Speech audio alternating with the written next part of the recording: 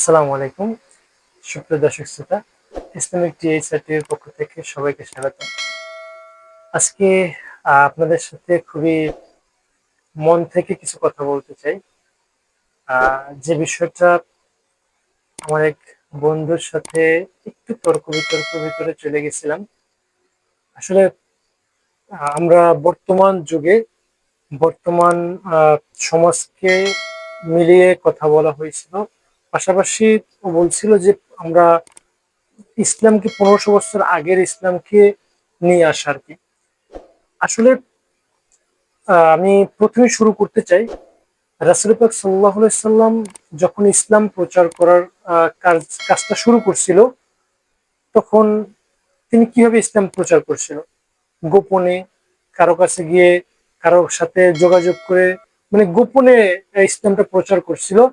তখন কাফেররা বলছিল যে মুহাম্মাদের ছেলে পাগল হয়ে গেছে, সে একটা নতুন ইসলাম নিয়ে আসছে, সবার মাঝে প্রচার করতেছে। তার ভিতরে একটা ভয় ছিল, সে একা মানুষ, কি করবে, কোথায় যাবে, এই বিষয়টা নিয়ে তার একটা ভয় ছিল।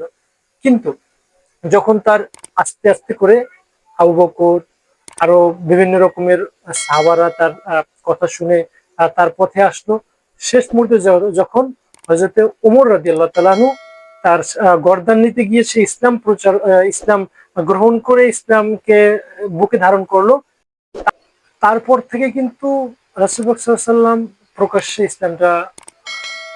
ইসলাম প্রচার করছিল। কেন? কারণ যখন বেশি সংখ্যক লোক আসছিল তার দলে, তারপরে ওমর রাদিয়াল্লাহু আনহু একজন সাহসী এবং শক্তিশালী বীর তার সাথে আসছে, তখন থেকে কিন্তু সে ইসলামটা প্রকাশ্যে করতে পারতেছে। এখন তার মানে কি, শুরুতে যখন ছিল নবী করিম সাল্লাল্লাহু আলাইহি ওয়াসাল্লাম একা ছিল, তখন কি আল্লাহ ছিল না? আল্লাহ কি তাকে সাহস দিয়ে দেয় না? এই বিষয়গুলো যদি আমরা বলতে যাই তাহলে কিন্তু অবশ্যই আল্লাহ দিছে, কিন্তু তারপরে সিস্টেমে যদি যায় তাহলে এটাকে ভালোভাবে নেওয়া সম্ভব। 1500 বছর আগের ইসলামকে বর্তমানে আনা সম্ভব নয়, কিন্তু সম্ভব কোনটা? আমরা যদি খেলাফত কায়েম করতে যাই, খেলাফত কায়েম করতে গেলে আমাদের অবশ্যই সিস্টেমের মাধ্যমে খেলাফত কায়েম করতে হবে। কারণ যে আমি ফুট করে আমি খেলাফত কায়েম করার জন্য যদি আমরা মাঠে নামে যাই একজন ব্যক্তি, তাহলে তো হবে না, একজনের সাথে যোগ করতে হবে, আস্তে আস্তে আস্তে আস্তে করে যোগ করতে হবে। কারণ আমার বন্ধুটা যে বিষয়টা যে বলছিলাম, এটা ও বলতেছিল আমরা এখন থেকে খেলাফত অর্জন করব, কেন অনলাইনে ভিডিও করব, কেন মানুষ মাহফিল করবে, সকল আলেমরা বিভ্রান্তের পথে চলে গেছে, এখন ইসলাম গেছে মডার্ন হয়ে, ইসলাম এখন আর এর ভিতরে নাই। ইসলাম মডার্ন হয়ে যায় না, কিন্তু ইসলামের ভিতরেই মডার্ন। কারণ কোরআনটা হলো সব থেকে বড় মডার্ন। কে মডার্ন কাজ করছে? আপনার মোবাইল বলেন, যত যা কিছু আবিষ্কার বলেন, সব কোথা থেকে আসছে? কোরআন থেকে, সুন্নাহ থেকেই তো আসছে। এই কোরআন সুন্নাহ না থাকলে তো এগুলো আসতো না। তার মানে এটা আসছে কে? এটা সৃষ্টির মূল কারিগর কে? আল্লাহ। মূল কারিগরই আল্লাহ। এই মূল কারিগর আল্লাহ, যেহেতু আল্লাহ এগুলো তৈরি করার জন্য মানুষকে হুকুম দিছে, তার মানে মানুষ তো হুকুম ছাড়া মানুষ আবিষ্কার করতে পারে না। কেন করছে? ইসলামকে বর্তমানে আমরা ইসলাম প্রচার করতে গেলে যাতে এটা ব্যবহার করতে পারি। আমরা কিন্তু মোবাইলের মাধ্যমে ছাড়া এখন আমরা ইসলাম প্রচার করতে পারতেছি না। আপনি যদি একটা মানুষের কাছাকাছি যাইয়া যদি বলেন, হ্যাঁ শুনবো, কিন্তু সেই জিনিসটা অনেক ভালো হবে, কিন্তু মোবাইলের মাধ্যমে অনেক ব্যক্তির কাছে যায়। এই জন্য কিন্তু আমরা বারবার ইন্টারনেটকে ব্যবহার করতেছি। মানে ইন্টারনেটকে ব্যবহার করে যদি আমরা খারাপ পথে যাই তাহলে কিন্তু হবে না। এখন যারা ভালো কাজ করতেছে, মোবাইলটা ব্যবহার করে ভালো পথে রাখতেছে, এই জিনিসটা যদি আমরা সাপোর্ট করি তাহলে খারাপ কাজটা দূর হয়ে ভালো কাজটা আসবে। আমরা খারাপ কাজকে দূর না করে যে ভালো কাজটাকে যে আরো মানে ভালো কাজটা সাইডে দিতে বলি, তাইলে তো হবে না। এখন এই জন্য আমাদেরকে একটা কথা হইলো এটাই, যে ইট দিয়ে ইট ভাঙ্গা যায়, লোহা দিয়ে লোহা ভাঙ্গা যায়।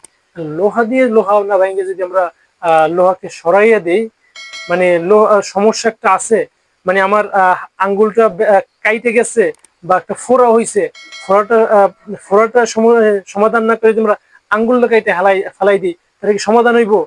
আমাদের আঙ্গুলটা এই সমস্যা থেকে যাইব, যে কাইটে ফেলাইছি, আমাদের ফোড়াটা কাটতে হইব। মানুষ অনলাইন দিয়ে খারাপ কাজ করতেছে, খারাপ কাজটাকে অনলাইন থেকে দূর করে ভালো কাজটাকে আনতে হবে।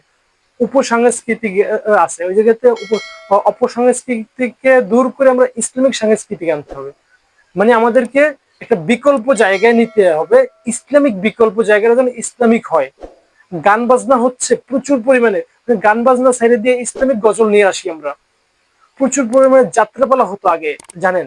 যাত্রাপালা বাদ দিয়ে ইসলামিক ওয়াজ নসিহত নিয়ে আসি আমরা। কেন যাত্রাপালা হবে? মানে এই বিষয়গুলো যদি আমরা দেখতে পারি, আস্তে আস্তে আমরা খেলাফতের দিয়ে আগাতে পারবো। যদি ফুট করে খেলাফতের দিয়ে আগাতে যাই, আমার মনে হয় না যে করা সম্ভব।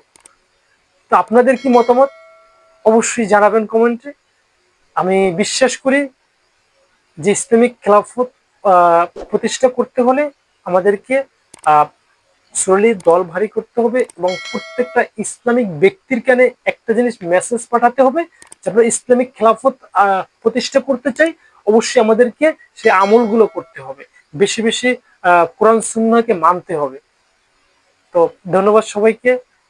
ভিডিওটা বেশি বেশি শেয়ার করবেন, ইসলামিক টিভির সাথে থেকে ইসলামকে ভালোভাবে প্রচার করার জন্য সহযোগিতা করবেন। আসসালামু আলাইকুম।